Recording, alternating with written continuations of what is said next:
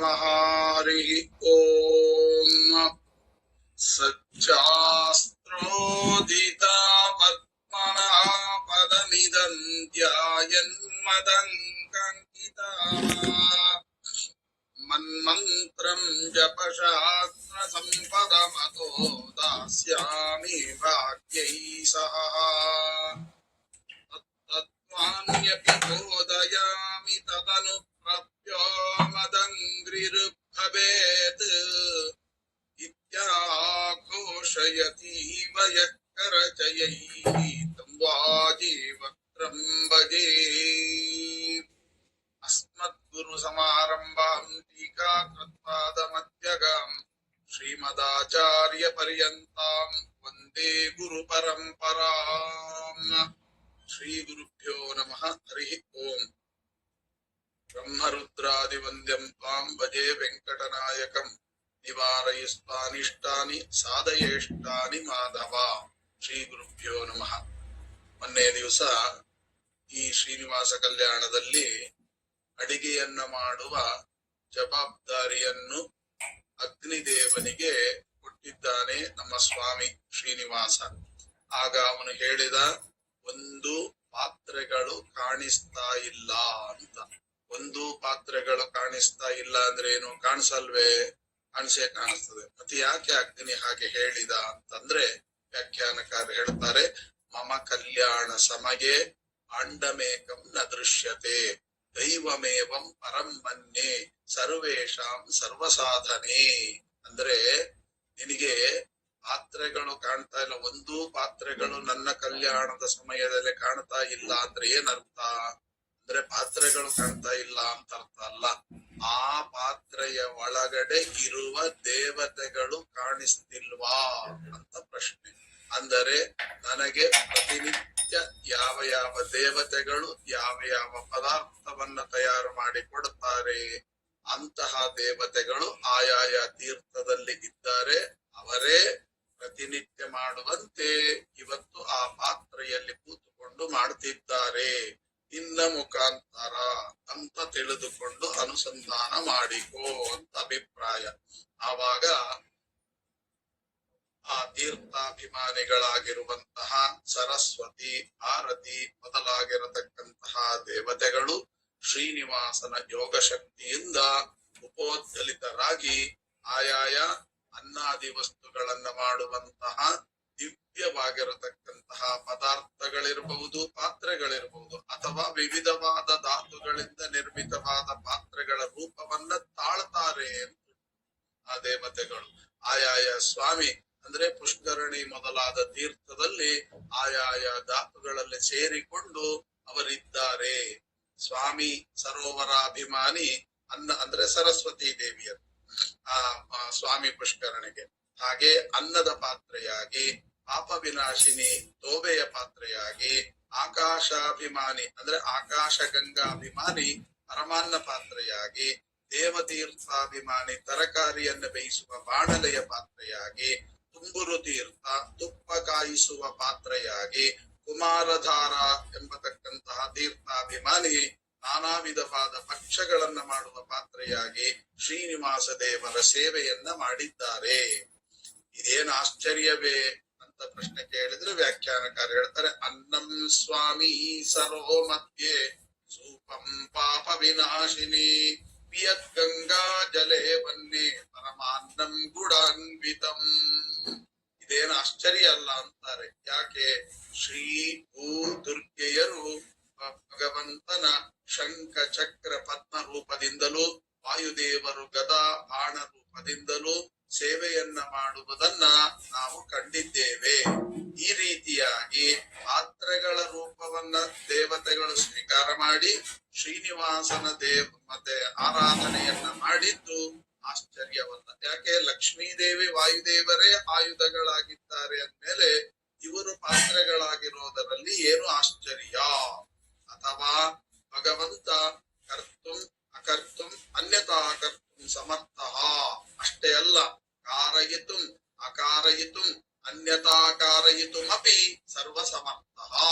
ಆದ್ದರಿಂದ ಅವನು ಮಾಡಿಸಲಿಕ್ಕೂ ಮಾಡಿಸದೆ ಇರ್ಲಿಕ್ಕೂ ತಪ್ಪು ತಪ್ಪಾಗಿ ರೀತಿಯಾಗಿ ಮಾಡ್ಲಿಕ್ಕೂ ಕೂಡ ಭಗವಂತನೇ ಕಾರಣ ಅಂತ ತಿಳಿದಂತಹವರು ದೇವತೆಗಳು. ಆದ್ದರಿಂದ ಇಂತಹ ಅಚಿಂತ್ಯದ್ಭುತ ಶಕ್ತಿ ಆ ಮತ್ತೆ ಉಳ್ಳವರಿಗೆ ಐಶ್ವರ್ಯಾದಿ ಭಗವದ್ ವಿಷ್ಣು ವಿರುದ್ಧಂ ಘಟಯತ್ಯಸೌ ಅಂತ ವ್ಯಾಖ್ಯಾನ. ಅಂದರೆ ಆಶ್ಚರ್ಯಕರವಾದ ಕೆಲಸಗಳನ್ನ ಭಗವಂತನಿಗೆ ಮಾಡೋದು ಇದು ಆಶ್ಚರ್ಯ ಅಂತ. ಆಶ್ಚರ್ಯಕರವಾದ ಕೆಲಸಗಳನ್ನ ಭಗವಂತ ಮಾಡಿದ್ರು ಆಶ್ಚರ್ಯ ಅಲ್ಲಿ ಅಂದ್ಮೇಲೆ ಯಾವುದು ಆಶ್ಚರ್ಯ ಆಗತ್ತೆ? ಎಲ್ಲವೂ ಅವನ ಸ್ವಭಾವ, ಅದು ಹಾಗೆ ಮಾಡಿಸೋದು ಅವನ ಕೆಲಸ. ಹೀಗೆಲ್ಲ ಹೇಳಿ ದೇವತೀರ್ಥೇ ಶಾಕಮಗ್ನೇ ತುಂಬುರು ತೀರ್ಥೇ ಘೃತಂ ತಥಾ. ಇಲ್ಲಿ ನಮ್ಮ ನಿನ್ನೆ ನಾನು ಹೇಳಿದ್ದೆ, ಮೊನ್ನೆ ಹೇಳುವಾಗ ಏನು ಅಂತ, ಆ ಭಗವಂತನಿಗೆ ಪ್ರತಿನಿತ್ಯ ಅನ್ನವನ್ನ ಮಾಡತಕ್ಕಂತಹದ್ದು ಸರಸ್ವತಿ ಅಂತ. ಅನ್ನಂ ಸರಸ್ವತಿ ಕುರ್ಯಾತ್, ಅವಳೇ ಈ ಸ್ವಾಮಿ ಸರೋವರ ಅಂದ್ರೆ ಸ್ವಾಮಿ ಪುಷ್ಕರಣೆ ಎಂಬತಕ್ಕಂಥ ಸರೋವರಾಭಿಮಾನಿ ದೇವತೆ. ಅವಳೇ ನಿತ್ಯದಂತೆ ಅನ್ನ ತಯಾರಿಸ್ತಾಳೆ ಅನ್ನುವ ಅನುಸಂಧಾನವನ್ನ ಹೇ ಅಗ್ನಿ ನೀನು ಮಾಡಿಕೊಂಡು ಅಡಿಗೆ ಮಾಡು. ಮಾಮೂಲು ಅಡಿಗೆಯವರು ಮಾಡಿದಾಗ ಅಡಿಗೆ ಮಾಡಬೇಡ, ಈ ಅನುಸಂಧಾನವನ್ನ ಮಾಡಿಕೋ. ಪಾತ್ರೆಯಲ್ಲಿ ಯಾರಿರ್ತಾರೆ, ನೀರಿನಲ್ಲಿ ಯಾರಿರ್ತಾರೆ, ಅಕ್ಕಿಯಲ್ಲಿ ಯಾರಿರ್ತಾರೆ, ಇವೆಲ್ಲ ತಿಳ್ಕೊಂಡು ಮಾಡ್ಬೇಕಲ್ವಾ. ಆ ಸರಸ್ವತಿಯ ಚಿಂತನೆ ಸದಾ ಕಾಲ ಇರ್ಲಿ ಅಂತ. ಅಗ್ನಿಗೆ ಈ ಅನುಸಂಧಾನ ಇಲ್ಲ ಅಂತ ಅರ್ಥ ಅಲ್ಲ. ಪ್ರತಿನಿತ್ಯ ಮಾಡುವಂತಹ ಸಂದರ್ಭದಲ್ಲಿ ನಾವು ಅನ್ನ ಮಾಡ್ತೇವಲ್ವಾ, ಆ ಅನ್ನ ಮಾಡುವ ಪಾತ್ರೆಯಲ್ಲಿ ಸಾಕ್ಷಾತ್ ಸರಸ್ವತಿ ಇರ್ತಾಳೆ ಅಂತ ಅನುಸಂಧಾನ ಮಾಡಿಕೊಂಡು ಅದರಲ್ಲಿ ಅನ್ನ ಮಾಡ್ಬೇಕಂತೆ. ಅಲ್ಲ, ಕುಕ್ಕರ್ ನಲ್ಲಿ ಮಾಡಿದ್ರೆ ಏನ್ ಗೊತ್ತಾಗಲ್ಲ, ಯಾಕೆಂದ್ರೆ ಅದು ಎಲ್ಲವೂ ಬೇಯಿಸ್ತದೆ. ಅದು ಕುಕ್ಕರ್ ಹೇಳಿ ಬಿಡ್ತದೆ ಏನಂತ, 3 ಸೀಟಿ ಹೊಡಿತದೆ. 3 ಸೀಟಿ ಏನ್ ಹೊಡಿತದೆ? ಒಂದು ಭಕ್ತಿ ಹೋಯ್ತು, ಜ್ಞಾನ ಹೋಯ್ತು, ವೈರಾಗ್ಯ ಹೋಯ್ತು, 3 ಹೋಯ್ತಂದ್ರೆ ಇನ್ನು ಉಳಿಯುತ್ತೆ, ಹೀಗೆಲ್ಲ ಹೇಳುತ್ತೆ. ಅಂದ್ರೆ ಅಭಿಪ್ರಾಯ ಅಂತ ಹೀಗೆ ಅಲ್ಲಿ ನಾವು ಅರ್ಥವನ್ನ ಮಾಡಿಕೊಳ್ಬೇಕು. ಅನ್ನ ಬೇಯಿಸುವ ಪಾತ್ರೆಯಲ್ಲಿ ಸಾಕ್ಷಾತ್ ಸರಸ್ವತಿ ಇದ್ದಾಳೆ ಅಂತನ್ನುವಂತಹ ಚಿಂತನೆಯನ್ನ ನಾವು ಮಾಡ್ಕೋಬೇಕು ಅಂತ ಶಾಸ್ತ್ರಕಾರ ಹೇಳ್ತಾ ಇದ್ದಾರೆ. ಇವೆಲ್ಲ ಅನುಸಂಧಾನ ಪ್ರತಿನಿತ್ಯ ಬರ್ಲಿಕ್ಕಾಗಿ ಇಲ್ಲಿ ಹೇಳುವಂತಹ ಅಭಿಪ್ರಾಯ. ಹಾಗೆ ಪಾಪ ವಿನಾಶಿನಿ ಅಂತ ಒಂದು ತೀರ್ಥ ಇದೆ. ಆ ಪಾಪ ವಿನಾಶಿನಿ ಎಂಬತಕ್ಕಂತಹ ತೀರ್ಥಕ್ಕೆ ಬ್ರಹ್ಮದೇವರೇ ಅಭಿಮಾನಿಯಾಗಿದ್ದಾರೆ. ಹಾಗೆ ಆವಾಂತರಾಭಿಮಾನಿ ಅಂತ ಇರ್ತಾರೆ. ಅವ್ರು ಯಾರು ಅಂದ್ರೆ ಆ ಪಾಪ ವಿನಾಶಿನಿಯಲ್ಲಿ ಗರುಡ ದೇವರು. ಪ್ರಧಾನಾಭಿಮಾನಿ ಬ್ರಹ್ಮದೇವರು, ಆವಾಂತರಾಭಿಮಾನಿ ಗರುಡ ದೇವರು. ಆದ್ದರಿಂದಲೇನೆ ಬ್ರಹ್ಮದೇವರು ತೋವೆಯನ್ನ ಮಾಡ್ತಾರೆ ಅಂತ ಅನುಸಂಧಾನ ಮಾಡ್ಕೊಡ್ರಿ. ಬ್ರಹ್ಮ ಕುರ್ಯಾತ್ ತಥಾ ಹರೇಹೇ ಸೂಪಂ ಸೂಪಂ ಗರುಡಾಭಿಮಾನಿ ಅಂತ ಹೇಳಿ ಐತರೆ ಭಾಷ್ಯದಲ್ಲಿ ಶ್ರೀಮದ್ ಆಚಾರ್ಯರು ಹೇಳಿದ್ದರಿಂದ ಆ ಮಾತನ್ನು ಇಲ್ಲಿ ಅನ್ವಯ ಮಾಡಿಕೊಂಡಾಗ, ಅಂದ್ರೆ ಬ್ರಹ್ಮದೇವರು ಮತ್ತು ಗರುಡ ದೇವರು. ಬ್ರಹ್ಮದೇವರು ಪ್ರಧಾನಾಭಿಮಾನಿ ಪಾಪ ವಿನಾಶಿನಿ ತೀರ್ಥಕ್ಕೆ, ಗರುಡ ದೇವರು ನಂತರದ ಅಭಿಮಾನಿ ಅಂತ ಚಿಂತನೆ ಮಾಡಿಕೊಂಡು ಅವರಿದ್ದುಕೊಂಡು ಈ ತೋವೆಯನ್ನ ಬೇಯಿಸ್ತಾ ಇದ್ದಾರೆ ಅಂತ ಚಿಂತನೆ ಮಾಡಿ. ಬಹಳ ಅದ್ಭುತವಾಗಿರತಕ್ಕಂತಹ ಮಾತಿದೆ. ಯಾಕೆ ಅಂತ ತಿಳ್ಕೊಳ್ಳಿ. ಇವತ್ತು ಊಟ ಬಡಿಸುವಾಗ ಸೂಪಮಂತೆ ಪ್ರದಾತವ್ಯಂ ಅಂತ ಹೇಳ್ತಾರೆ. ಎಲ್ಲ ಬಡಿಸಿದ ಮೇಲೆ ಸೂಪ ಅಂದ್ರೆ ತೋವೆ ಹಾಕಿದರೆ ಬಡಿಸಿದ್ದು ಪರಿಪೂರ್ಣ ಅಂತ ಅರ್ಥ. ತೋವೆ ಇಲ್ಲದೆ ಊಟ ಮಾಡಬಾರ್ದಂತೆ, ತೋವೆ ಇದ್ದೇ ಊಟ ಮಾಡ್ಬೇಕು. ಆದ್ದರಿಂದ ಅದು ಹುಳಿ ಸಾರು ಏನೇ ಮಾಡ್ರಿ, ತೋವೆ ಅಂತನ್ನುವಂತಹದ್ದು ಬಹಳ ಮುಖ್ಯ. ಮೊದಲಿಗೆ ತೋವೆಯಲ್ಲಿ ಊಟ ಮಾಡಬೇಕು ಅಂತನ್ನುವಂತಹದ್ದು ಶಾಸ್ತ್ರ. ಯಾಕೆ? ಅದಕ್ಕೆ ಬ್ರಹ್ಮದೇವರ ಅಭಿಮಾನಿ. ಬ್ರಹ್ಮದೇವರ ಮುಖಾಂತರ ಬ್ರಹ್ಮಾದಿ ದೇವತೆಗಳೆಲ್ಲರೂ ಕೂಡ ಭಗವಂತನ ಅಧೀನರು. ಹಾಗಾಗಿ ಆ ತೋವೆಯಲ್ಲಿ ಬ್ರಹ್ಮದೇವರು ಜೊತೆಗೆ ಗರುಡ ದೇವರಿದ್ದಾರೆ. ಆ ಗರುಡ ದೇವರು ಏನ್ ಮಾಡ್ತಾರೆ? ಆ ಅನ್ನದಲ್ಲಿರ್ತಕ್ಕಂಥ ವಿಷವನ್ನ ಪರಿಹಾರ ಮಾಡ್ತಾರೆ. ಅಲ್ಲಿ ಬ್ರಹ್ಮದೇವರು ಏನ್ ಮಾಡ್ತಾರೆ? ತತ್ವಜ್ಞಾನವನ್ನ ಕೊಡ್ತಾರೆ. ಈ ತತ್ವಜ್ಞಾನ ಪುರಸ್ಸರವಾದ ಊಟ ಆಗಬೇಕೇ ಹೊರತು ಏನೋ ಕಾಟಾಚಾರಕ್ಕೆ ಊಟ ಆಯಿತು ಅಂತ ಆಗಬಾರದು ಅನ್ನುವಂತ ಅನುಸಂಧಾನವನ್ನ ಅಲ್ಲಿ ನಮಗೆ ಹೇಳುತ್ತಾರೆ. ಆಮೇಲೆ ಆರತಿ ಪಾಯಸಂ ಕುರ್ಯಾತ್ ಐತರೆ ಭಾಷ್ಯದಲ್ಲಿ ಶ್ರೀಮದ್ ಆಚಾರ್ಯ ಹೇಳಿದ ಹಾಗೆ ಇಲ್ಲಿ ಭಾರತೀ ದೇವಿ ಎಲ್ಲಿರ್ತಾಳೆ ಅಂದ್ರೆ ಆಕಾಶಗಂಗಾ ಅಂತ ತೀರ್ಥ ಇದೆ. ಆಕಾಶಗಂಗದಲ್ಲಿ ಯಾರಿರ್ತಾರೆ? ಸಾಕ್ಷಾತ್ ಭಾರತೀ ದೇವಿ ಇರ್ತಾರೆ. ಆದ್ದರಿಂದಲೇನೆ ಪರಮಾನ್ನವನ್ನ ತಯಾರು ಮಾಡತಕ್ಕಂಥದ್ದು ಯಾರು? ಅಂದ್ರೆ ಭಾರತೀ ದೇವಿ ಅಂತ ಚಿಂತನೆ. ಆ ಭಾರತೀ ದೇವಿ ಏನು ಅಂತ ಚಿಂತನೆ ಮಾಡ್ತಾಳೆ? ಭಾರತೀ ದೇವಿ ಒಂದು ದಿನ ರಾಮ ನಾಮ ಜಪ ಇಲ್ಲದೆ ಉಸಿರೇ ಇಲ್ಲ. ನಮ್ಮ ಭಾರತೀ ದೇವಿಯ ನಾಮದ ಬಾಯಿಯಲ್ಲಿ ಉಸಿರಾಡಿದ್ರೆ ಅದು ರಾಮ ನಾಮ ಜಪ. ಹೇಗೆ ಹನುಮಂತ ದೇವರ ಕಥೆಯಲ್ಲಿ ನಾವು ಕೇಳ್ತೇವೆ, ಹಾಗೆ ಭಾರತೀ ದೇವಿಯು ಕೂಡ ರಾಮ ನಾಮ ಜಪದಲ್ಲೇ ತಮ್ಮನ್ನ ತಾವು ಸದಾ ತೊಡಗಿಸಿಕೊಂಡಿರ್ತಾರೆ. ಅದಕ್ಕೆ ನೋಡಿ ದಾಸರು ಹೇಳುವಾಗ ರಾಮ ನಾಮ ಪಾಯಸಕ್ಕೆ ಅಂತ. ಅದನ್ನ ಮಾಡೋದು ಯಾರು? ಭಾರತೀ ದೇವಿ. ಅಂದ್ರೆ ಏನಂತ? ಆ ಭಾರತೀ ದೇವಿ ರಾಮ ನಾಮವನ್ನ ನಿರಂತರ ಬಾಯಿಯಲ್ಲಿ ಜಪ ಮಾಡ್ತಾ ಇರ್ತಾಳೆ. ಆದ್ದರಿಂದ ನಮಗೆ ಎಲ್ಲಿ ಆಕಾಶ ಗಂಗಾದಲ್ಲಿ ಸಾಕ್ಷಾತ್ ಭಾರತೀ ದೇವಿಯೇ ಇದ್ದಾಳೆ ಅಂತ ಚಿಂತನೆ ಮಾಡ್ಕೊಳ್ಳಿ. ಅವಳು ದೇವತೀರ್ಥಕ್ಕೆ ಸಕಲ ಜಲಾಭಿಮಾನಿ ದೇವತೆಗಳು ಅಭಿಮಾನಿಗಳಾಗಿರ್ತಾರೆ. ಪ್ರಧಾನವಾಗಿರತಕ್ಕಂಥ ದೇವತೆಗಳ ವಿಚಾರವನ್ನ ಅವರು ಹೇಳಿದ್ರು ಅಂತ ಚಿಂತನೆ ಮಾಡಬೇಕು. ಅವರು ಯಾವ ಶಬ್ದದಿಂದ ಕರೆಯಲ್ಪಡ್ತಾರೆ ಭಾರತೀ ದೇವಿಯರು? ಅಂದ್ರೆ ಆ ಆಹಾ ಅನ್ನುವ ಶಬ್ದದಿಂದ ಕರೀತಾರಂತೆ ಉಪನಿಷತ್ತು ನಮಗೆ ಹೇಳುತ್ತೆ. ಹಾಗಾಗಿ ಜಲದಿಂದ ಬೆಳೆದ ತರಕಾರಿಗಳಿಂದ ಪಲ್ಯ ತಯಾರಿಸ್ತಾರಲ್ಲ, ಅದು ಯಾವುದು ಅಂತ ಕೇಳಿದ್ರೆ ಆ ಪಲ್ಯಕ್ಕೆ ಅಭಿಮಾನಿ ದೇವತೆಯಾದ ಸಾಕ್ಷಾತ್ ಲಕ್ಷ್ಮೀ ದೇವಿ. ಆದ್ದರಿಂದ ಅದು ಎಲ್ಲಿ ತಯಾರಾಗ್ತದೆ ಅಂದ್ರೆ ಪಲ್ಯ ತಯಾರು ಮಾಡೋದು ತುಂಬೂರು ತೀರ್ಥ. ಆದ್ದರಿಂದ ತುಂಬೂರು ತೀರ್ಥಕ್ಕೆ ಮುಖ್ಯಾಭಿಮಾನಿಯಾರು ಲಕ್ಷ್ಮೀ ದೇವಿ. ಲಕ್ಷ್ಮೀ ಘೃತಂ ನಾರಾಯಣಂ ವೈ. ನೋಡಿ ಆ ಪಲ್ಯವನ್ನ ನಾವೆಲ್ಲ ಪಲ್ಯ ತಯಾರು ಮಾಡ್ಬೇಕಾದ್ರೆ ಎಣ್ಣೆ ಹಾಕ್ತೇವೆ, ಅವಳಲ್ಲ ತುಪ್ಪ ಹಾಕಿ ಮಾಡ್ತಾಳ. ಯಾಕೆ? ಆ ಘೃತಕ್ಕೆ ಅಭಿಮಾನಿ ಮಹಾಲಕ್ಷ್ಮಿನೇ.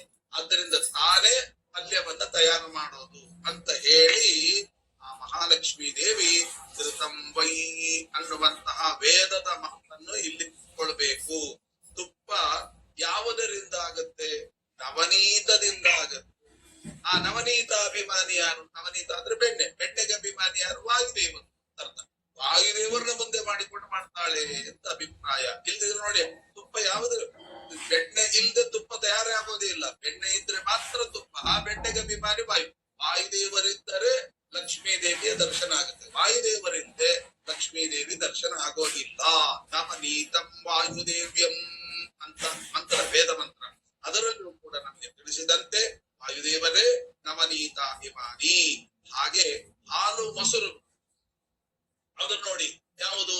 ಈ ಹಾಲಿಲ್ದೆ ಇದ್ರೆ ಮೊಸರು ಬರುತ್ತಾ? ಬರೋದೇ ಇಲ್ಲ.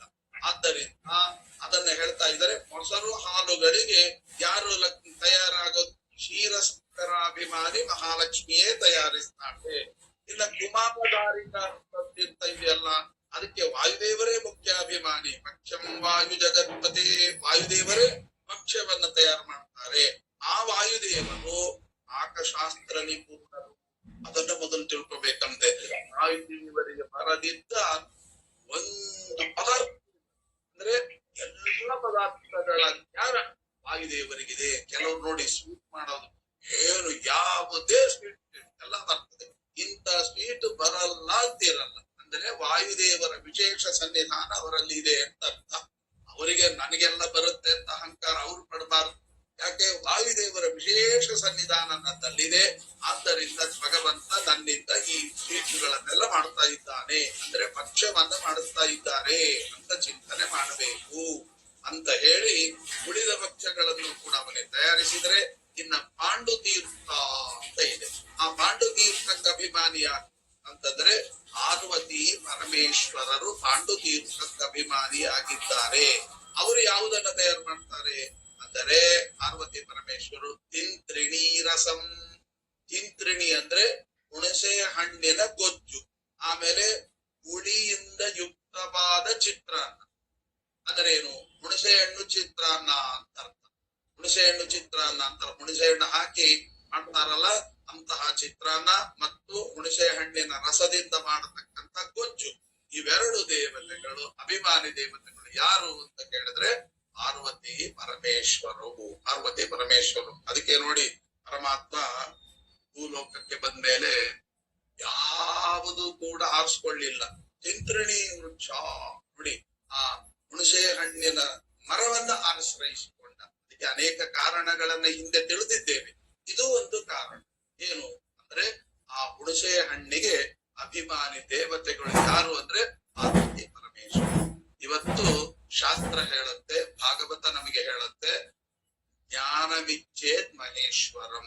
ಒಬ್ಬೊಬ್ಬ ದೇವತೆಗಳು ಒಂದೊಂದನ್ನ ಕೊಟ್ರೆ ತತ್ವಜ್ಞಾನವನ್ನು ಕೊಡತಕ್ಕಂತಹವರು ಮಹಾರುದ್ರ ದೇವರು. ಅವರನ್ನ ಅಂದ್ರೆ ಹುಣಸೆ ಹಣ್ಣು ಮರದ ಬುಡದಲ್ಲಿ ಯಾಕೆ ಪರಮಾತ್ಮ ಇದ್ದ? ಎಲ್ಲಿ ತತ್ವಜ್ಞಾನ ಇದೆಯೋ ಅಲ್ಲಿ ನಾನಿರ್ತೇನೆ. ತತ್ವಜ್ಞಾನ ಇಲ್ಲದೆ ಇದ್ರೆ ಎಷ್ಟು ಕೋಟಿ ರೂಪಾಯಿ ಬಿದ್ದಿದ್ರು ಕೂಡ ನಾನು ಅಲ್ಲಿ ಇರಲ್ಲ ಅನ್ನುವ ತತ್ವವನ್ನು ತಿಳಿಸಲಿಕ್ಕೆ ಹುಣಸೆ ಹಣ್ಣು ಮರದ ಬುಡದಲ್ಲಿ ಪರಮಾತ್ಮ ತಾನು ವಾಸವಾದ. ಹುಣಸೆ ಹಣ್ಣಿನಲ್ಲಿ ಯಾರಿರ್ತಾರೆ? ಸಾಕ್ಷಾತ್ ಪಾರ್ವತಿ ಪರಮೇಶ್ವರರು ಅನ್ನುವಂತಹ ಚಿಂತನೆಯನ್ನ ನಾವು ಮಾಡ್ಕೋಬೇಕು ಅಂತ ಇಷ್ಟು ಹೇಳಿ, ಇತಿ ದೇವಸ್ಯ ವಾಕ್ಯಾನಿ ಪ್ರಶಂಸುಹು.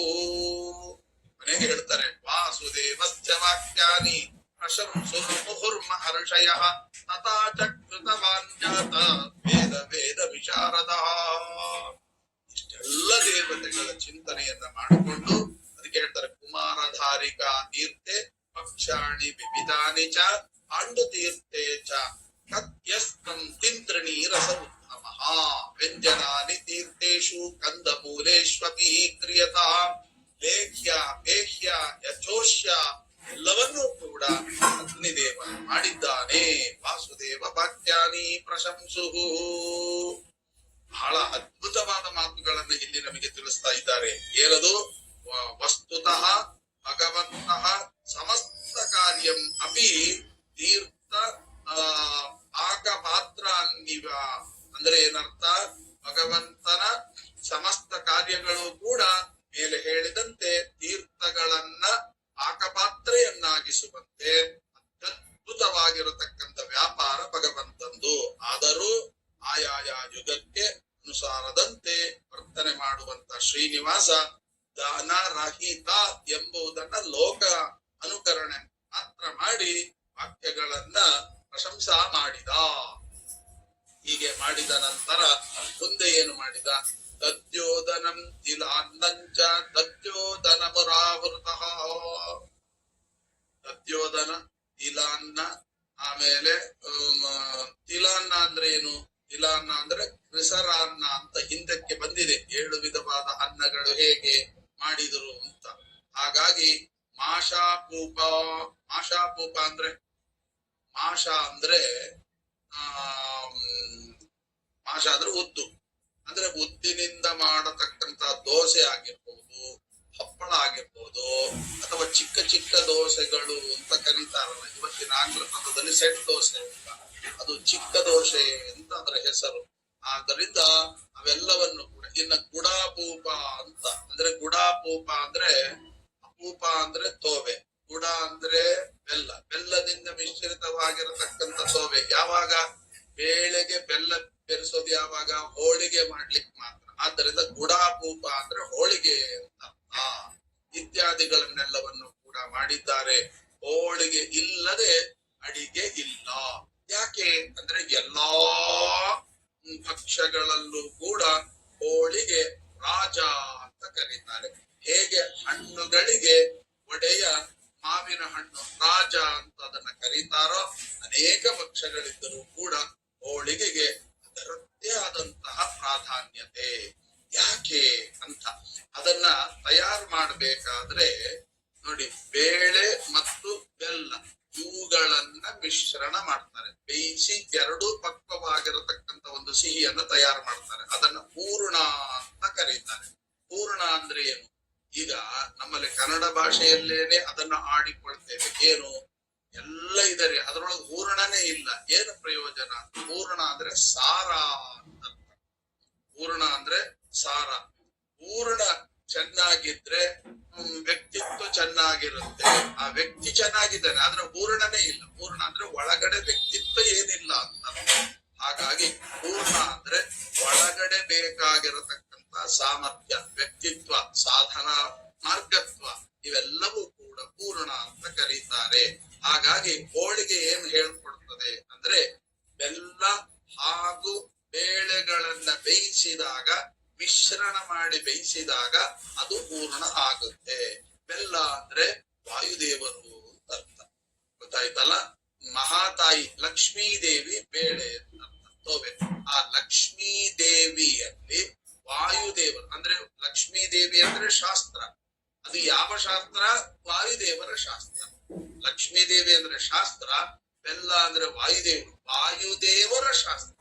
ಅದನ್ನು ಯಾರು ಅಧ್ಯಯನ ಮಾಡ್ತಾರೆ ಅದು ಮಾತ್ರ ಮೋಕ್ಷಕ್ಕೆ ಕಾರಣ.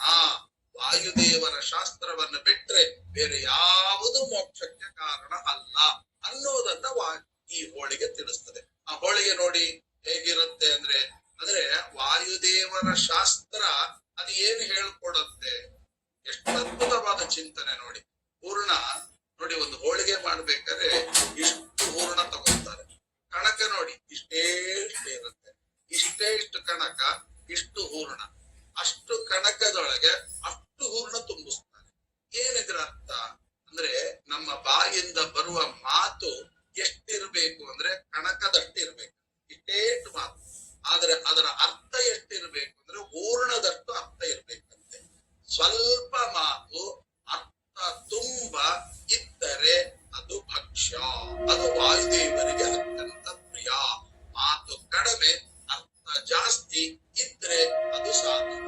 ನಮ್ದೆಲ್ಲ ಉಲ್ಟ, ಮಾತು ಕಂಡ ಬಟ್ಟೆ, ಅರ್ಥ ನಮ್ಗೆ ಉಲ್ಟಾಗಿದೆ. ಅಂದ್ರೆ ಪೂರ್ಣದಷ್ಟು ಮಾತು ಕಣಕದಷ್ಟು ಅರ್ಥ ಅದೂ ಇಲ್ಲ ಅಂತ ಇಟ್ಕೊಳ್ಳಿ, ಹುಡುಕಿ ತೆಗೆದ್ರೆ ಒಂದಿಟ್ಟು ಸಿಗ್ಬಹುದೇನೋ.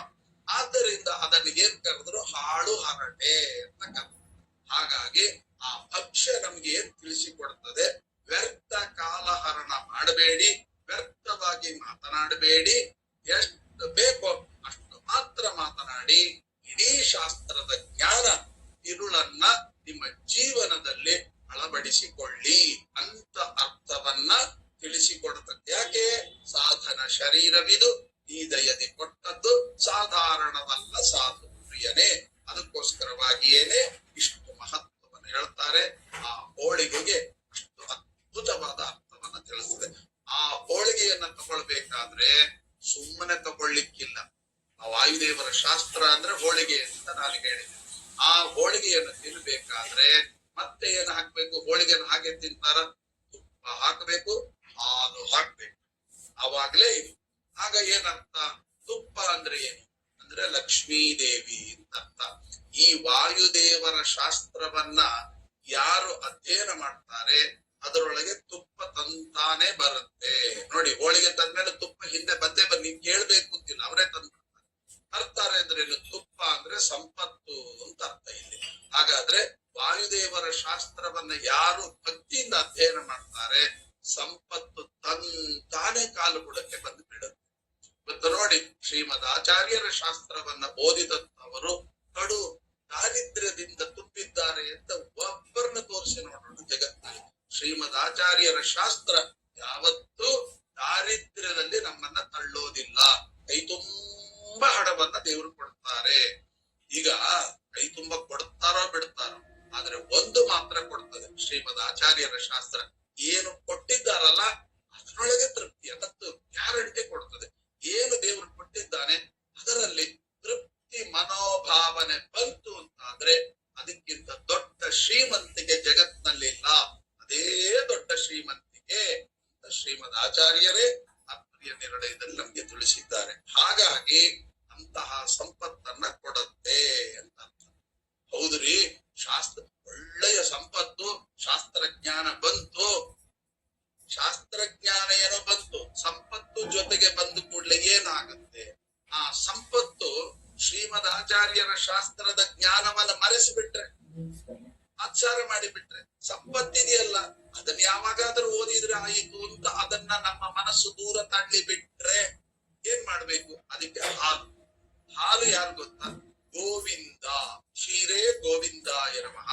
ಅದಕ್ಕೆ ನಮ್ಮ ಶ್ರೀಮದ್ ಆಚಾರ್ಯರು ಎಷ್ಟು ಅದ್ಭುತವಾದ ಅನುಸಂಧಾನ ಹೇಳ್ತಾರೆ ಅಂದ್ರೆ, ಆ ಹಾಲು ಆ ಹೋಳಿಗೆ ಒಳಗೆ ಕೊನೆಗೆ ಸೇರಿದರೆ ಅದು ಪರಿಪೂರ್ಣ ಭಕ್ಷ್ಯ ಅಂತ. ಯಾಕೆ ಅಂತ ಕೇಳಿದಾಗ, ಹಾಲಿನಲ್ಲಿ ಇರುವ ಭಗವದ್ ರೂಪ ಯಾವುದು ಗೊತ್ತಾ? ಸಿಹಿ. ಈಗ ಒಂದೊಂದು ಪದಾರ್ಥವೂ ಸಿಹಿ. ಸಕ್ಕರೆ ಸಿಹಿ, ದ್ರಾಕ್ಷೆ ಸಿಹಿ, ಜೇನುತುಪ್ಪ ಸಿಹಿ, ಹೌದಾ? ಎಲ್ಲವೂ ಸಿಹಿ. ಆದ್ರೆ ಅದು ಸಿಹಿ ಒಂದೇ ಅಂತ ಹೇಳ್ಬಿಟ್ಟು ಅದೇ ಇದು ಸಿಹಿ ಅಂತ ಹೇಳಲಿಕ್ಕಿಲ್ಲ. ದ್ರಾಕ್ಷ ಸಿಹಿಯೇ ಬೇರೆ, ಕಲ್ಸಕ್ಕರೆ ಸಿಹಿಯೇ ಬೇರೆ, ಜೇನುತುಪ್ಪದ ಸಿಹಿಯೇ ಬೇರೆ. ಈ ಸಿಹಿಯಂತೆ ಆ ಸಿಹಿ ಇಲ್ಲ, ಆ ಸಿಹಿಯಂತೆ ಈ ಸಿಹಿ. ಅದ್ಭುತ ಅಲ್ವಾ? ಆದರೆ ಎಲ್ಲಾ ಸಿಹಿಗಿಂತಲೂ ಯಾವ ಸಿಹಿ ಅಂದ್ರೆ ದ್ರಾಕ್ಷೆಯಲ್ಲಿ ಇರುವ ಸಿಹಿಯನ್ನ ಹೇಳಲಿಕ್ ಬರಲ್ಲ, ಆದರೆ ಕಲ್ಸಕ್ಕರೆಯಲ್ಲಿರ್ತಕ್ಕಂಥ ಸಿಹಿಯನ್ನ ಹೇಳಲಿಕ್ ಬರಲ್ಲ, ಜೇನುತುಪ್ಪದಲ್ಲಿರ್ತಕ್ಕಂಥ ಸಿಹಿಯನ್ನ ಹೇಳಲಿಕ್ ಬರಲ್ಲ, ಆದರೆ ಹಾಲಿನಲ್ಲಿರ್ತಕ್ಕಂಥ ಸಿಹಿಯನ್ನ ಹೇಳಬಹುದು. ಇದು ಶ್ರೀಮದಾಚಾರ್ಯ ಹೇಳ್ತಾರೆ. ಯಾವುದದು ಅಂತ ಕೇಳಿದಾಗ ವಿಷದಂ ಕ್ಷೀರ ಮಾಧುರ್ಯಂ. ಎಷ್ಟು ಅದ್ಭುತವಾದ ಮಾತನ್ನ ಹೇಳ್ತಾ ಇದ್ದಾರೆ ಅಂದ್ರೆ ವಿಷದಂ ಕ್ಷೀರ ಮಾಧುರ್ಯಂ ಅಂದ್ರೆ ಅಂದ್ರೆ ಆ ಕ್ಷೀರದಲ್ಲಿರ್ತಕ್ಕಂಥ ಸಿಹಿಯಾದ ಸಿಹಿ ಇದೆಯಲ್ಲ, ಹಾಲಿನಲ್ಲಿರುವಂತ ಸಿಹಿ, ಆ ಸಿಹಿ ಅದರ ಹೆಸರೇನು ಗೊತ್ತಾ? ವಿಷದಂ ಅಂತ ಭಗವಂತನ ರೂಪ. ವಿಷದ ಅಂದ್ರೆ ಏನು ಅಂದ್ರೆ ವಿಷಂ ದೂರೀಕರೋತಿ ವಿಷದ ಅಂದ್ರೆ ನಾವು ತಿನ್ನುವ ಪದಾರ್ಥದಲ್ಲಿ ನಮ್ಮ ಮನಸ್ಸನ್ನ ಕೆಡಿಸ್ತದಲ್ಲ. ಅಯ್ಯೋ ತಗೊಂಡು ಏನ್ ಮಾಡೋದ್ರಿ, ಓದಿ ಯಾರು ದೊಡ್ಡವರಾಗಿದ್ದಾರೆ, ಹೀಗೆಲ್ಲ ಒಂದು ಈ ತಾತ್ಸಾರ ಭಾವನೆ ಮೂಡುತ್ತಲ್ಲ, ಅದು ಬರಬಾರ್ದು. ಈ ಭಕ್ಷ್ಯ ತಿಂದ್ರೆ ಏನಾಗುತ್ತೆ, ಕೊನೆಗೆ ಹಾಲು ಹಾಕ್ತಾರೆ. ಹಾಲಿನ ಕೆಲಸ ಏನು? ವಿಷದಂ ಅಂತ ಅರ್ಥ. ಅದರಲ್ಲಿರ್ತಕ್ಕಂಥ ವಿಷವನ್ನ ದೂರ ಮಾಡೋದು ಅಂತ ಅರ್ಥ. ಅಂದರೆ ಈ ಭಕ್ಷ್ಯವನ್ನ ತಿಂದು ಬಿಟ್ರೆ ಉಳಿದ ಪದಾರ್ಥಗಳನ್ನು ತಿಂದಾಗ ನಿಮಗೇನಾದ್ರೂ ಅಯ್ಯೋ ಯಾರು ಓದ್ತಾರೆ ಬಿಡಿ, ನಾಳೆ ಓದಿದ್ರೆ ಆಯ್ತು, ಹೀಗೆ ಶ್ರೀಮದ್ ಆಚಾರ್ಯರ ಸಿದ್ಧಾಂತ ಅಥವಾ ಶಾಸ್ತ್ರದ ಬಗ್ಗೆ ಅಸಡ್ಡೆ ಮೂಡುವಂತಹ ವಿಷಗಳೇನಾದರೂ ಉತ್ಪನ್ನವಾದರೆ ಈ ಹೋಳಿಗೆಗೆ ಸೇರಿಸಿಕೊಳ್ಳುವಂತ ಹಾಲು ಅಂತ ವಿಷವನ್ನ ಹೋಗಲಾಡಿಸ್ತದೆ. ಅದಕ್ಕೆ ಹೋಳಿಗೆ ಹಾಕ್ಸ್ಕೊಂಡ್ಮೇಲೆ ಅದಕ್ಕೆ ತುಪ್ಪ ಮತ್ತು ಹಾಲು ಶಾಸ್ತ್ರಕ್ಕಾದ್ರೂ ಹಾಕೋಬೇಕು, ಬೇಡ ಅಂತ ಹೇಳಬಾರ್ದು. ಅದು ಒಟ್ಟೊಟ್ಟಿಗೆ ಬರುತ್ತೆ. ಅದು ಮೂರು ಮಿಶ್ರಣ ಮಾಡಿದ್ರೇನೆ ಭಕ್ಷ್ಯ ರಾಜ ಅಂತ ಅನಿಸ್ತದೆ. ಇಂತಹ ಹೋಳಿಗೆಯನ್ನ ತಿನ್ಬೇಕಾದ್ರೆ ಸುಮ್ಮನೆ ಹಿಂಗ್ ಮಾಡಿ ತಿಂದ್ರೆ ಆಗಲ್ಲ. ಅದನ್ನ ಬಾಯಲ್ಲಿ ಹಾಕೊಂಡು ಚೆನ್ನಾಗಿ ಅಗಿಬೇಕು, ನಾಲಿಗೆ ಹೊರಳಿಸ್ಬೇಕು. ನೋಡಿ, ಅದೇನು ಅರಿಲಿಕ್ಕಿಲ್ಲ, ಚೆನ್ನಾಗಿ ರುಬ್ಬಿ ಬಿಟ್ಟಿರ್ತಾರೆ ಹೂರ್ಣವನ್ನ. ನಾವು ಹಲ್ಲಿನಿಂದ ಮಾಡೋದಕ್ಕಿಂತಲೂ 10 ಪಟ್ಟು ಜಾಸ್ತಿನೇ ರುಬ್ಬಿ ಬಿಟ್ಟಿರ್ತಾರೆ. ಮತ್ತೆ ತಿರ್ಗ ಬಾಯಲ್ಲಿ ಯಾಕೆ ಹಾಕಿ ರುಬ್ಬಬೇಕು ಅಂತಂದ್ರೆ ಅದಕ್ಕೆ ಶಾಸ್ತ್ರ ಹೇಳತ್ತೆ, ಹಲ್ಲು ಮತ್ತು ನಾಲಿಗೆ ಎರಡು ಮಾತನಾಡ್ಕೊಳ್ತಾವಂತೆ. ಏನು? ನೀನು ಒಬ್ಬನೇ, ನಾವು ನೋಡು 32 ಜನ ಇದ್ದೀವಿ. ನೀ ಏನಾದ್ರೂ ನಾವು 32 ಜನ ಮನಸ್ಸು ಮಾಡಿಬಿಟ್ರೆ ನಿನ್ನನ್ನ ಕಚಕ್ ಅಂತ ಅನಿಸ್ಬಿಡ್ತೇವೆ. ಯಾಕೆ ಅಂದ್ರೆ ನೀನ್ ನಮ್ಮನ್ನು ಬಿಟ್ಟು ಬೇರೆ ಎಲ್ಲೂ ಹೋಗಂಗಿಲ್ಲ, ಈ ಒಬ್ಬನೇ, ನಾವು 32 ಜನ ಇದ್ದೀವಿ ಅಂತ. ಆಗ ನಾಲಿಗೆ ಹೇಳ್ತದಂತೆ, ನೀವು 32 ಜನ ಇದ್ರು ದಡ್ರೆ, ನಾ ಒಬ್ಬನೇ ಇದ್ರು ಕೂಡ ನಾ ಬುದ್ಧಿವಂತ ಅಂತ ನಾಲಿಗೆ ಹೇಳುತ್ತಂತೆ. ಯಾಕೆ ಅಂತ ಕೇಳಿದ್ರೆ, ನೀವು ನಿಮ್ಮೊಳಗೇನೆ ನಾನು ಓಡಾಡ್ತೀನಿ, ಆದ್ರೆ ಒಂದು ದಿನ ನಿಮ್ ಕೈಗೆ ನಾನು ಸಿಕ್ಕ ಹಾಕೊಳ್ಳೋದು. ಇನ್ನೂ ನನ್ ತಾಕತ್ತೇನು, ನಮ್ ತರ ಗಟ್ಟಿ ಇರ್ಬೇಕು. ನೀನ್ ನೋಡಿದ್ರೆ ಮೆತ್ತಗಿದ್ದೀಯ, ಏನು ಉಪಯೋಗ ಇಲ್ಲ, ಎಲ್ಲ ಒಡೆದು ಹಾಕ್ಬಿಡ್ತಾರೆ. ಆಗ ನಾಲಿಗೆ ಹೇಳ್ತಂದೆ, ಮೆತ್ತಗಿದ್ರೇನೆ ಬಹಳ ಕಾಲ ಬದುಕೋದು, ನಿಮ್ ತರ ಗಟ್ಟಿ ಇದ್ರೆ ಬಹಳ ಬದುಕ್ಲಿಕ್ಕೆ ಆಗಲ್ಲ. ಗಟ್ಟಿ ಅಂದ್ರೆ ಏನು? ನಾನು ಪಂಡಿತ ಅಂತ ಹೇಳಿಬಿಟ್ರೆ ಬದುಕ್ಲಿಕ್ಕೆ ಆಗಲ್ಲ. ಮೆತ್ತಗಿರ್ರಿ, ನನಗೇನು ಗೊತ್ತಿಲ್ಲಪ್ಪ, ನಾನು ದಡ್ಡ ಅಂತಂದ್ರೆ ಆಗ ಬಹಳ ಕಾಲ ಬದುಕ್ತೀನಿ. ಬಹಳ ಕಾಲ ಅಂದ್ರೆ ಆ ತತ್ವಜ್ಞಾನ ಬಹಳ ಕಾಲ ಉಪಯೋಗ ಬೀಳುತ್ತೆ ಅಂತ.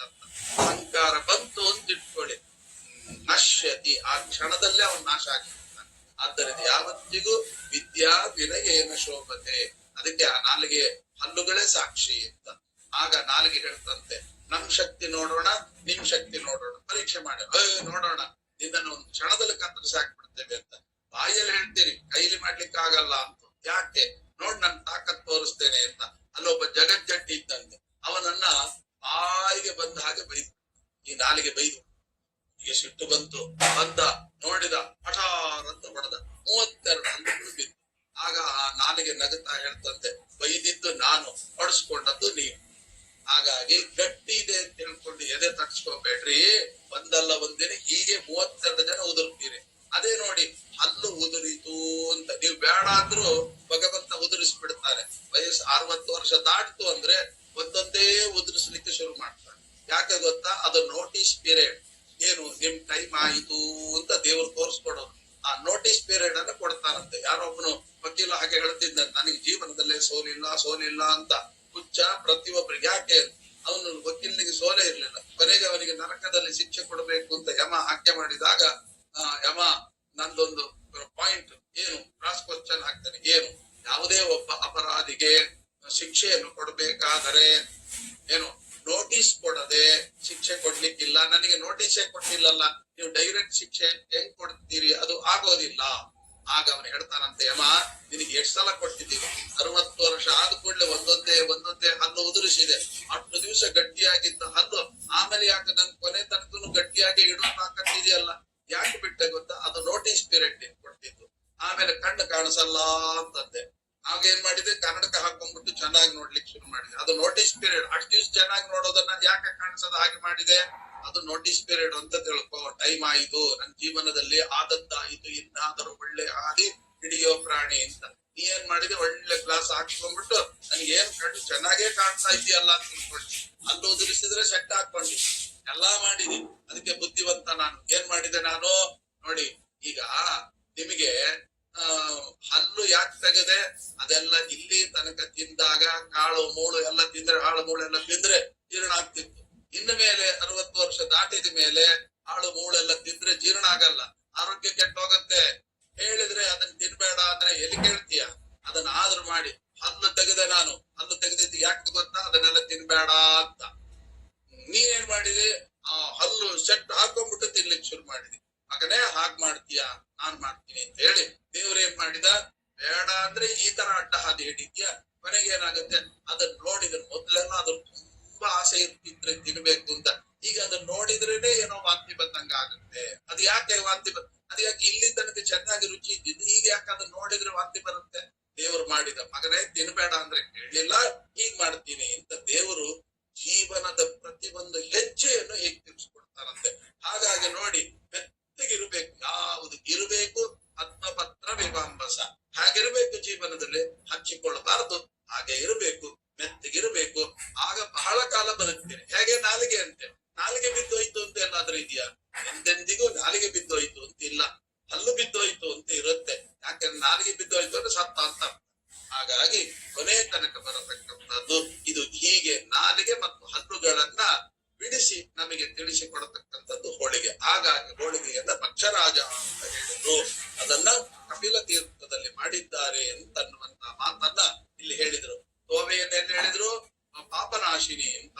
ಅದಕ್ಕೆ ತೋವೆ ಯಾಕೆ? ನಮ್ಮಲ್ಲಿ ಇರ್ತಕ್ಕಂಥ ಈ ಅನ್ನವನ್ನು ಊಟ ಮಾಡುವಾಗ ಒಂದು ಯಜ್ಞ ಎಂಬ ಅನುಸಂಧಾನದಿಂದ ಊಟ ಮಾಡಿಕೊಂಡು ನಾವು ತಿಂದ್ರೆ ಆಗ ಏನಾಗುತ್ತೆ, ನಮ್ಮಲ್ಲಿ ಇರ್ತಕ್ಕಂಥ ಪಾಪಗಳೆಲ್ಲವೂ ಕೂಡ ಪರಿಹಾರ ಆಗುತ್ತೆ ಅಂತನ್ನುವಂತಹದ್ದನ್ನ. ಹಾಗಾಗಿ ತೋವೆಯನ್ನು ಎಲ್ಲಿ? ಪಾಪ ವಿನಾಶಿನಿ ತೀರ್ಥದಲ್ಲಿ ಮಾಡು ಅಂತ. ಪರಮಾನ್ನವನ್ನ ಆಕಾಶ ಗಂಗಾ ಭಾರತೀ ದೇವಿ ಈಗಾಗಲೇ ಹೇಳಿದೆ. ಹಾಗೆ ಪಲ್ಯಗಳನ್ನ ದೇವತೀರ್ಥದಲ್ಲಿ, ತುಪ್ಪವನ್ನ ತುಂಬುರು ತೀರ್ಥದಲ್ಲಿ ಮಾಡು ಅಂತ. ಕುಮಾರಾಧಾರ ತೀರ್ಥದಲ್ಲಿ ಉಳಿದ ಭಕ್ಷ್ಯಗಳನ್ನ ಮಾಡು. ಉತ್ತಮವಾದ ಗೊಜ್ಜನ್ನ ಅಡ್ಡು ತೀರ್ಥದಲ್ಲಿ ಮಾಡು. ಚಟ್ನಿ, ಉಪ್ಪಿನಕಾಯಿ ಇತ್ಯಾದಿಗಳೆಲ್ಲವನ್ನು ಕೂಡ ಬೇರೆ ಬೇರೆ ತೀರ್ಥಗಳಲ್ಲಿ, ಗೆಡ್ಡೆ ಗೆಣಸು ಫಲಗಳ ಶಾಖಗಳನ್ನ, ಲೇಖ್ಯಗಳನ್ನ, ಕುಡಿಯಲಿಕ್ಕೆ ಪಾನಕಾದಿಗಳನ್ನ ಎಲ್ಲವನ್ನು ಕೂಡ ತೀರ್ಥದಲ್ಲಿ ಏನ್ರಿ ಪಾನಕ ಮಾಡ್ಲಿಕ್ಕೆ ಬರುತ್ತೆ. ಅದಕ್ಕೆ ಸತ್ಯ ಧ್ಯಾನ ತೀರ್ಥರಿದ್ರು. ಒಂದು ಸಲ ವೈಶಾಖ ಮಾಸ ಮಹಾಸಮಾರಾಧನೆ, ಸಾವಿರಾರು ಜನ ವಿದ್ವಾಂಸರು ಬಂದಿದ್ದಾರೆ. ಬಂದಾಗ ಸತ್ಯ ಧ್ಯಾನರು ಮಾಮೂಲಿ ದಿವಾನ್ರಿಗೆ ಹೇಳಿದ್ರಂತ, ಅಷ್ಟು ಪಂಡಿತರು ಬಾಯಾರಿಕೆ ಆಗಿದೆ, ಪಾನಕ ಕೊಟ್ಬಿಡು ಅಂತ.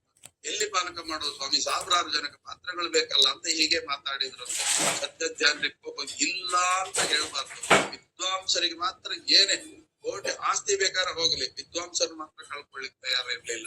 ಅವ್ರು ಹೇಳಿದ್ರಂತೆ ಒಂದು ಮಾತು, ಏನು ಅಂತ, ಸಕ್ಕರೆ ಎಷ್ಟಿದೆ ಅಂತ ಕೇಳಿದ್ರಂತೆ.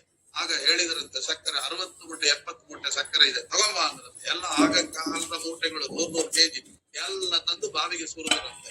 ಆಮೇಲೆ ಒಂದು 3000 ನಿಂಬೆ ಹಣ್ಣಿತ್ತಂತೆ, ಎಲ್ಲ ತೆಗಿದಂತೆ, ಹಚ್ಚರಿ ಎಲ್ಲ ಹಿಂಡ್ರಿ, ಎಲ್ಲ ರಸವನ್ನ ಬಾವಿಗೆ ಹಾಕಿಬಿಡ್ತಂತೆ. ಸಕ್ಕರೆ ಇದು ಎಲ್ಲ ಬಾವಿಗೆ ಹಾಕಿ ಬಕೆಟ್ ಅಲ್ಲಿ ಸೇದ್ರಿ ಪಾನಕ ಹಾಕ್ರಿ ಎಲ್ಲರಿಗೆ ಪಾನಕ ಅಂತ. ಈ ರೀತಿಯಾಗಿ ಒಂದು ಬಾವಿಯನ್ನೇ ಪಾನಕದ ಪಾತ್ರೆಯನ್ನಾಗಿ ಮಾಡಿ ಸಾವಿರಾರು ವಿದ್ವಾಂಸರಿಗೆ ಪಾನಕವನ್ನ ಗುಣಪಡಿಸಿರತಕ್ಕಂಥ ಮಹತ್ತರು ಸತ್ಯ ಧ್ಯಾನ ತೀರ್ಥ ಶ್ರೀಪಾದಂಗಳವರು ಅಂತ ನಾವು ಕೇಳ್ತೇವೆ. ಹಾಗಾಗಿ ಅಂದ್ರೆ ಇವೆಲ್ಲವೂ ಕೂಡ ಮೂಲ ಯಾರು? ಆಧಾರ ನಮ್ಮ ಶ್ರೀನಿವಾಸರು. ಇವರಿಗೆಲ್ಲ ಆಧಾರ ಯಾರು ಅಂತ ಕೇಳಿದ್ರೆ ಇವೆಲ್ಲವನ್ನೂ ಕೂಡ ಅಂದ್ರೆ ಆ ಅನುಸಂಧಾನ ಇರುವವರಿಗೆ ಮಾತ್ರ ಹಾಗೆ ಮಾಡ್ಲಿಕ್ಕೆ ಬರುತ್ತೆ ಹೊರತ ನಮ್ಮಂತವರಿಗೆ ಎಲ್ಲಿ ಬರುತ್ತೆ ಅದೆಲ್ಲ ಮಾಡ್ಲಿಕ್ಕೆ. ಮನೆಯಲ್ಲಿರುವ ಪಾತ್ರೆಯಲ್ಲಿ ಅನುಸಂಧಾನ ಮಾಡ್ಕೊಂಡ್ರೆ ಸಾಕು, ಉದ್ಧಾರ ಆಗೋಗ್ತೀವಿ. ಅಲ್ಲಿ ಹೋಗಿ ಮಾಡ್ಬೇಕು ಅಂತಿಲ್ಲ. ಮಾಡ್ತಕ್ಕಂಥ ಮಹಾನುಭಾವರು ಇರ್ತಾರೆ, ಆದರೆ ನಾವು ಮನೆಯಲ್ಲಿ ಮಾಡತಕ್ಕಂಥದ್ದನ್ನೇ ನಾವು ಚಿಂತನೆ ಮಾಡಬೇಕಾಗಿದೆ. ಹೀಗೆ ಎಲ್ಲವನ್ನು ಕೂಡ ಮಾಡಿ ಅಗ್ನಿ ಹೇಳ್ತಾನಂತ ದದ್ಯೋದನಂ ತಿಲಾನ್ನೇನ ಪರಮಾನ್ನಂ ಮಧುಶ್ರವಂ ಆಶಕೂಪ ಗುಡಾಪೂಪ ಶಾಖದ್ವಯಮತಃ ಪರಂ. ಹೀಗೆ ಹೇಳಿದಂತೆ ಮೊಸರನ್ನ ತಿಲನ್ನ ಮಧುರ ಎಲ್ಲವನ್ನು ಕೂಡ ಮಾಡಿದ್ದಾರೆ. ಹಾಗೆ ಉಪ್ಪು ಆ ಕೊಜ್ಜು ಹೇಳಿದ್ರಲ್ಲ, ಭಕ್ಷ್ಯಗಳು ಹೇಳಿದ್ರಲ್ಲ, ಅದೆಲ್ಲವನ್ನು ಕೂಡ ಮಾಡಿದ್ದಾರಂತೆ. ಹೀಗೆ ಮಾಡಿ ಸರ್ವಂ ಸುಪಕ್ವತಾಂ ನೀತಂ ತತ್ಪ್ರಸಾದೇನ ಕೇಶವ ಆಮಂತ್ರಯ ದ್ವಿಜೇಂದ್ರಾಶ್ಚ ಸುರಾನಪಿ ಮುನೀನಪಿ. ಇನ್ನ ಅನುಗ್ರಹದಿಂದ ಅಡಿಗೆ ಎಲ್ಲ ಸಿದ್ಧ ಆಗಿ ಹೋಯಿತು. ನಿಜವಾಗಿ ಇಷ್ಟೆಲ್ಲ ಅನುಸಂಧಾನದಿಂದ ಅಡಿಗೆ ಅಗ್ನಿಗೇನು ಚಿಟ್ಟಿ ಹೊಡೆಯೋದ್ರೊಳಗೆ ಅಡಿಗೆ ಆಗ್ತದೆ. ಆದ್ರೆ ಇಷ್ಟೆಲ್ಲ ಅನುಸಂಧಾನವನ್ನ ಮಾಡಿಕೊಂಡು ಮಾಡಬೇಕು ಎಂಬತಕ್ಕಂಥದ್ದನ್ನು ಜಗತ್ತಿಗೆ ತೋರಿಸಲಿಕ್ಕೆ ನಾನು ಚಿಟಿಕೆ ಹೊಡೆಯೋದ್ರಲ್ಲಿ ಮಾಡುವಂತವನು ತಾಕತ್ತು ಉಳ್ಳವನಾಗಿದ್ರು ಇಷ್ಟು ಅನುಸಂಧಾನವನ್ನ ಮಾಡಿಕೊಂಡಿದ್ದೇನೆ, ಅಷ್ಟು ದೇವತೆಗಳು ನಿಂತುಕೊಂಡು ನನಗೆ ಸಹಕಾರ ಮಾಡಿದ್ದಾರೆ ಅಂತ ಚಿಂತನೆ ಮಾಡಿಕೊಂಡು ಅವನು ಹೇಳಿದ್ದಾನೆ, ಸ್ವಾಮಿ ಅಡಿಗೆ ಆಗಿದೆ, ನಮ್ ಬ್ರಾಹ್ಮಣರ ಕನಸು ಆ ಮಂತ್ರಯ ದ್ವಿಜೇಂದ್ರಾಶ್ಚ ಸುರಾನಪಿ ಮುನೀನಪಿ. ದೇವತೆಗಳನ್ನೆಲ್ಲವನ್ನು ಕೂಡ ಕರೆಸು ಅಂತ ಕೇಳಿದಾಗ ಶ್ರೀನಿವಾಸ ದೇವತೆಗಳನ್ನ ಮುನಿಗಳನ್ನ ಎಲ್ಲರನ್ನು ಕೂಡ ಊಟ ಕರಿಬೇಕಲ್ಲ. ಯಾರನ್ನ ಕರಿಬೇಕು? ಅಗ್ನಿವಾಣಿ ಸಮಾಕರ್ಣ್ಯ ಶ್ರೀನಿವಾಸ ನಿರಾಮಯ. ಯಾರನ್ನ ಕಳಿಸಿದ? ಸಂಪ್ರೇಷಯತ್ ಸರ್ವಸುತಂ ಷಣ್ಮುಖಂ ಮಿಥಿಲೇಶ್ವರ. ನೋಡಿ, ಮತ್ತೆ ಷಣ್ಮುಖನನ್ನೇ ಕಳಿಸಿದ್ರು. ಯಾಕೆ ಅಂದ್ರೆ ಇಡೀ ದೇವತೆಗಳ ಸೇನೆಗೆ ಅಧಿಪತಿ ಯಾರು ಅಂದ್ರೆ ಷಣ್ಮುಖ. ಅದಕ್ಕೋಸ್ಕರವಾಗಿ ಆ ಷಣ್ಮುಖನನ್ನ ಕೊಟ್ಟು ಕಳಿಸಿದ್ದಾರೆ. ಸಜಗಾಮಾತಿ ಬೇಗೇನ ಜಪತೋ ಅಗ್ನಿ ಪರಾಯಣಾನ್. ಆವಾಗ ಅವನು ಏನ್ ಮಾಡಿದ್ದಾನೆ ಅಂತ ಕೇಳಿದ್ರೆ, ಬೇಗದಿಂದ ಹೋಗಿ ಜಪವನ್ನ ಮಾಡಿ ಅಲ್ಲಿ ಅಗ್ನಿಯನ್ನ ಸಂತೋಷ ಪಡಿಸಲಿಕ್ಕಾಗಿ ಅವ ಏನ್ ಮಾಡಿದ್ದಾನೆ, ಅಷ್ಟು ಮುನಿಗಳನ್ನ ಇವರನ್ನ ದೇವತೆಗಳನ್ನ ಎಲ್ಲರೂ ಕೂಡ ಕರೀತಾ ಇದ್ದಾನೆ. ಪಾಕ ತಯಾರಾಗಿದೆ, ಭೋಜನಕ್ಕೆ ಬರಬೇಕು, ಎಲ್ಲರೂ ಕೂಡ ಭೋಜನಕ್ಕೆ ಬನ್ನಿ. ಪಾಕ ಸಂಪೂರ್ಣತಾಂ ಪ್ರಾಪ್ತ ಉತ್ತಿಷ್ಠತ ಸುರದ್ವಿಜಾಃ ಇತಿ ತೇನ ಸಮಾಹೂತಾಃ ಕಶ್ಯಪಾತ್ರಿ ಪುರೋಗಮಾಃ. ಬಹಳ ದೊಡ್ಡ ತತ್ವ ಇದು. ಏನು ಅಂದ್ರೆ, ಊಟ ರೆಡಿ ಆಗಿದೆ ಅಂತ ಹೇಳಿ ಯಾವುದೋ ಒಂದು ಆಮಂತ್ರಣಕ್ಕೆ ನಾವು ಹೋಗಿ, ಬಹಳ ಸೂಕ್ಷ್ಮದ ವಿಚಾರ ನಾನು ಹೇಳ್ತೀನಿ. ಊಟಕ್ಕೆ ರೆಡಿ ಆಗಿದೆ ಅಂತ ಅಂದ ಕೂಡ್ಲೆ ಓಡಿ ಹೋಗಿ ಶಲ್ಯ ಹಾಕಿಬಿಟ್ಟು ಕೂಡಬಾರದು.